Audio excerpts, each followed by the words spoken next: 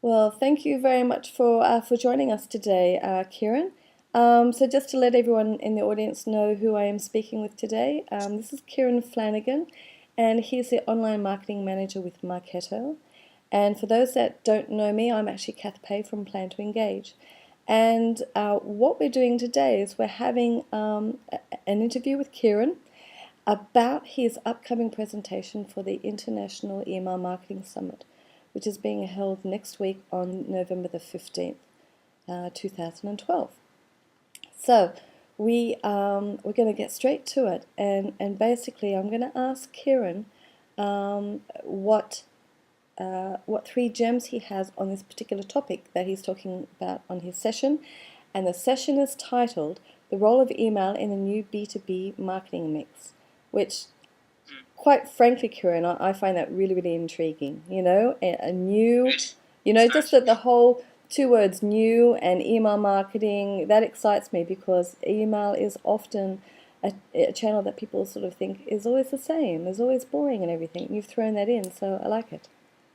Great. That's a good start. Yeah. Well, I'm not from an email background, so it's been interesting for me to see how pivotal email is in the buying cycle, because before coming from Marketo, I was already about top of funnel, and it's been great kind of seeing how powerful email can be when it's used in the right ways in terms of the mid funnel.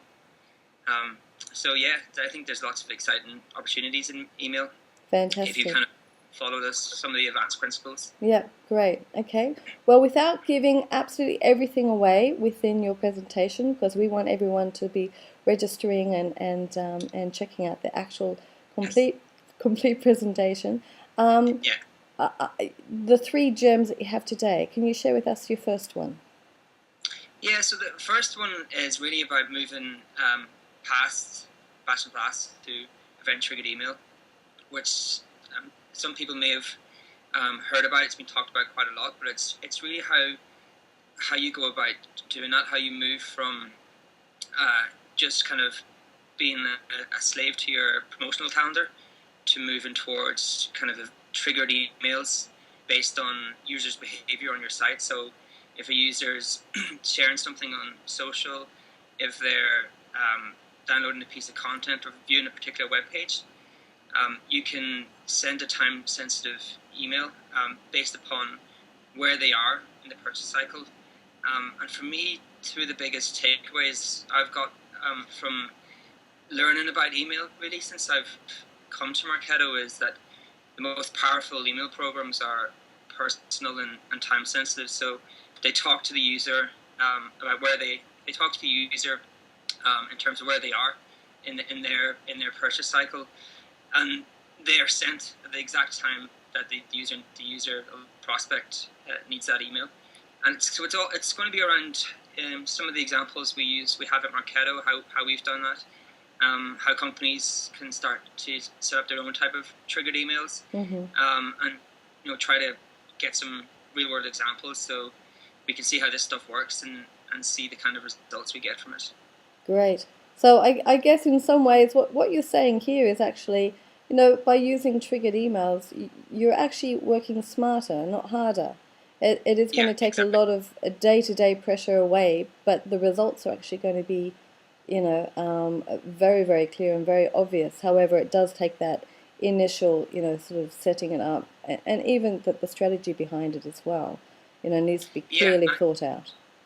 exactly. And when you set up, I think the great thing is when you've figured this stuff out and you've set up the triggers and the different buying cycles, and there's maybe a bit more upfront work in terms of Yep. the resources you need to put in. But once you've done that, you can automate the whole thing and Yep. set up triggers and business rules for different segments. Yeah, no, it's really, really exciting stuff, and it is, as you say, it's making the most of those touch points, and those touch points, they're so Yeah, crucial because that's when they're the most engaged with you. That's when they've either downloaded that white paper or they've viewed that that video or whatever, and so that moment is, you're hot to trot, really making the most of that moment. exactly.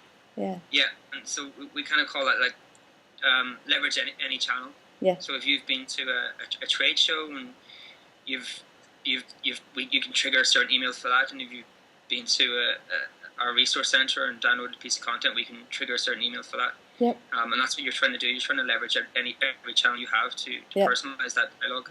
Brilliant. Okay, great. Now, gem number 2. We're waiting. So gem number 2 is probably one of my favorite things to discuss, being from a kind of inbound content marketing background, is persona mapping and email segmentation. I get excited by that too.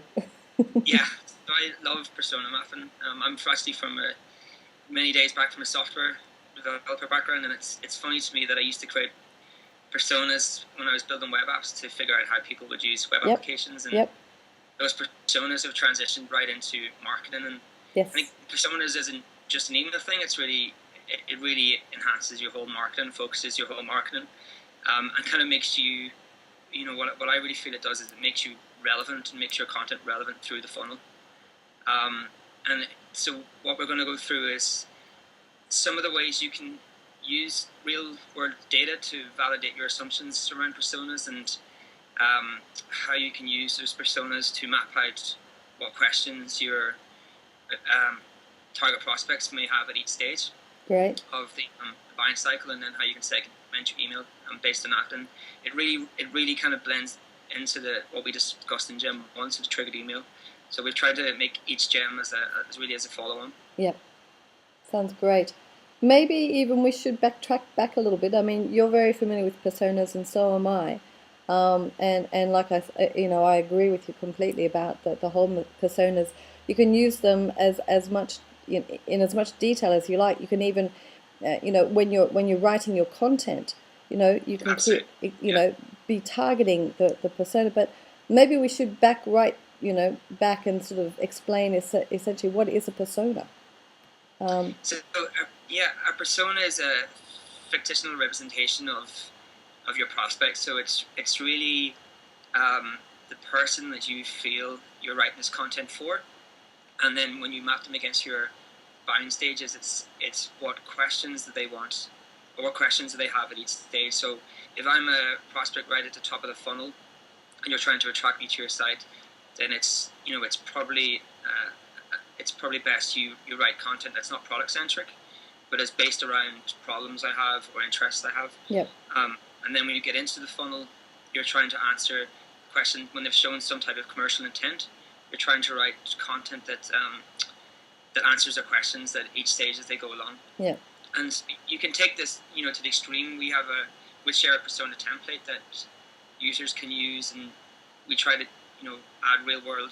I'll actually show a template a persona that we've built, and you can add a realistic photo and make them as realistic as you can. Yep, give them a name and Yeah, exactly. And I heard a story about a company in America who made their marketers take the personas home with them and spend 2 days with them. Oh, really? So, yeah, I had to take them into their work. So you can be really extreme, or you can just build your template to get you started. Yeah. Wow. I guess that would certainly teach them something about their customers, then, wouldn't it? Yeah. Okay. Great. Okay, that's fantastic. I really look forward to listening to that. And now for gem number 3.